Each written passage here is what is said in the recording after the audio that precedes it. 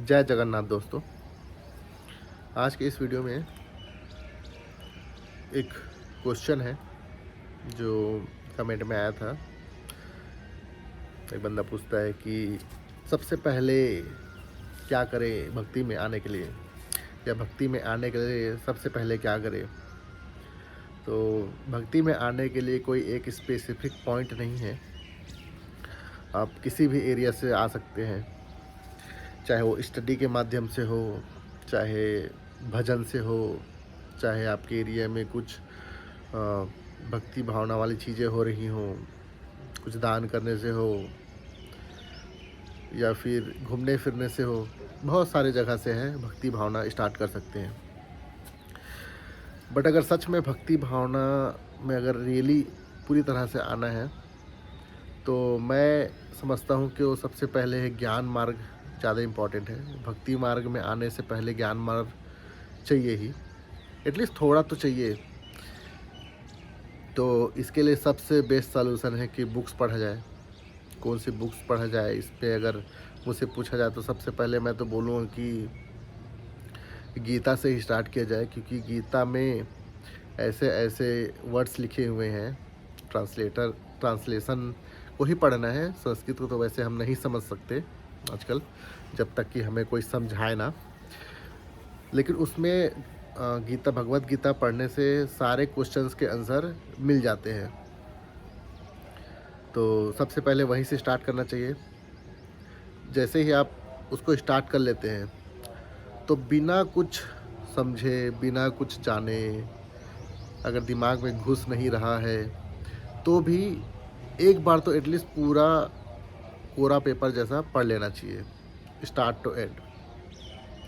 उससे ये समझ आएगा कि एक्चुअली हो क्या रहा है। तो उसमें अर्जुन और श्री कृष्ण के बीच जो बातचीत है, उसमें जो श्री कृष्ण के डाउट्स है, वो श्री कृष्ण के द्वारा क्लियर हो रहा है। तो पूरी तरह पढ़ लेना चाहिए, समझ आए चाहे मत आए। उसके बाद उसके कैरेक्टर्स को जानने की कोशिश करना चाहिए। कृष्ण कौन है, हालांकि कृष्ण कौन है ये तो आज तक कोई नहीं जान पाया, वो एक अलग टॉपिक है। बट कैरेक्टर वाइज हाँ, कृष्ण कौन है, अर्जुन कौन है, पांडव कौन है, कौरव कौन है, युद्ध क्यों हो रहा है, महाभारत क्या है। फिर महाभारत के सीरियल्स देखो, उसमें कैरेक्टर कितने हैं, महाभारत क्यों हुए, भगवत गीता की ज़रूरत क्यों पड़ी, किसने लिखी, वेद व्यास कौन है, गणेश ने लिखी है। फिर जैसे जैसे आप एक एक कैरेक्टर्स को जानते जाओगे, वैसे वैसे आप भक्ति भावना के पथ पे धीरे धीरे आगे बढ़ते जाओगे। क्योंकि जैसे जैसे आपको कैरेक्टर्स के नॉलेज होगा, वैसे वैसे उसके अच्छी बातें, उसके कर्म, उसके जो जो लीलाएं हैं, उसके बारे में पता चलेंगे। जैसे फिर उसके बाद आप एटलीस्ट सीरियल वाइज वीडियोस देखें, सीरियल देख लो। मैं तो ऐसे ही स्टार्ट कर रही थी कि पहले मैंने महाभारत देख ली पुरानी वाली, फिर अभी नई वाली, फिर और कुछ कुछ आता है।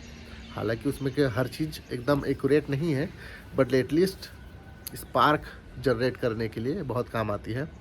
तो सीरियल्स देख लो, महाभारत, रामायण, फिर उसके बाद कर्ण की स्टोरी, उसके बाद विक्रम बेताल, ऐसे बहुत सारे अलग अलग कैरेक्टर्स के। विक्रम बेताल कहाँ से आ गया, ठीक है, इंटरटेनमेंट के लिए देख लो, वो भी अच्छी चीज़ है। बट हाँ, भक्ति में आने के लिए आप सीरियल्स देख लो। उसके बाद you must buy a book brand new.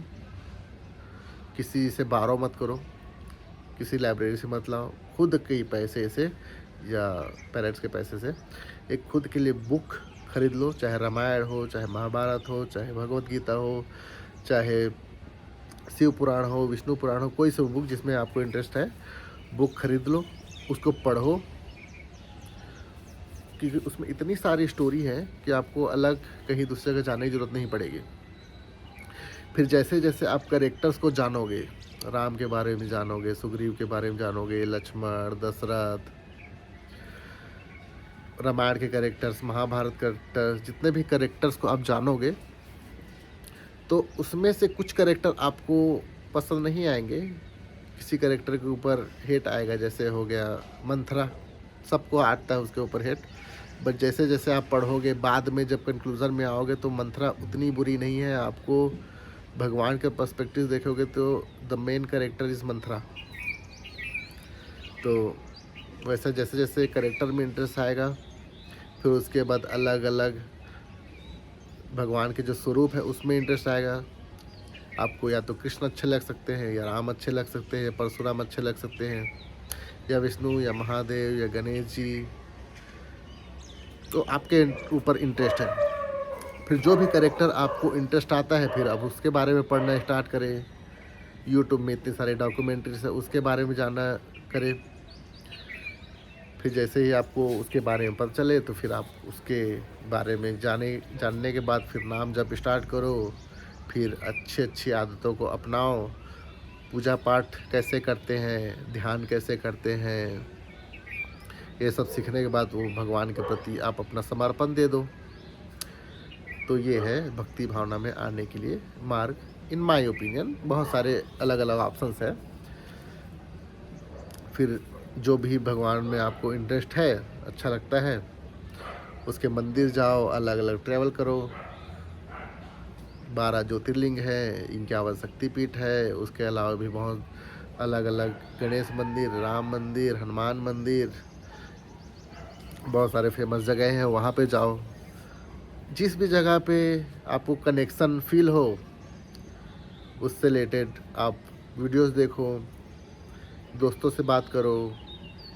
अगर आपको और भी ज़्यादा नेक्स्ट लेवल जाना है तो मंदिर में जो भी पंडित होते हैं, गुरु होता है, उससे बात करो। हरिद्वार जाओ, वहाँ के गुरुओं से बात करो। क्या पता आपका अगर किस्मत रहा तो आपको गुरु भी मिल जाए, और एक बार गुरु मिल गया तो फिर भगवान तो मिल ही जाएंगे। हालांकि मैं तभी ये स्टार्ट कर रहा हूँ, नाम जप के थ्रू मैंने भक्ति भावना में आना स्टार्ट करी है, तो मुझे उतना ज़्यादा नॉलेज नहीं है, बट मैं अपने ओपिनियन के हिसाब से कह रहा हूँ। मैं जो नाम जप करता हूँ वो एकदम बहुत भक्ति नॉलेज में एकदम हायर कॉन्शियस बीइंग से मिलना चाहता हूँ, ऐसा नहीं है। बस मैं अपने लोनलीनेस को कम करने के लिए नाम जप करता हूँ, क्योंकि माइंड एकदम स्ट्रेस में, सोच समझने में ये जाता है, तो उससे नाम जप काफ़ी कंट्रोल करती है, और नाम जप से थोड़ा अच्छा लगता है। तो फ्री टाइम जैसे ही मिलता है तो मैं नाम जप कर लेता हूँ। और मेरा फेवरेट भगवान जो है वो है राम। और ऐसा नहीं है कि सिर्फ एक ही है, हर भगवान के अलग अलग स्टोरीज पसंद है। माँ गंगा की स्टोरी पसंद है, हनुमान जी पसंद है, राम पसंद है, भरत, लक्ष्मण, शत्रुघ्न ये पसंद है, श्री कृष्ण, कर्ण, दुर्योधन भी पसंद है। अनफॉर्चुनेटली दुर्योधन भी पसंद है मेरे को, हालांकि वो नेगेटिव कैरेक्टर्स हैं लोगों के लिए, बट मुझे कुछ न कुछ एंगल से पॉजिटिव फील होता है। इसके बारे में बात करेंगे फ्यूचर में कभी। तो बस आज की इस वीडियो में इतना ही। Hope you like this video. मिलते हैं अगले वीडियो में, तब तक के लिए जय जगन्नाथ।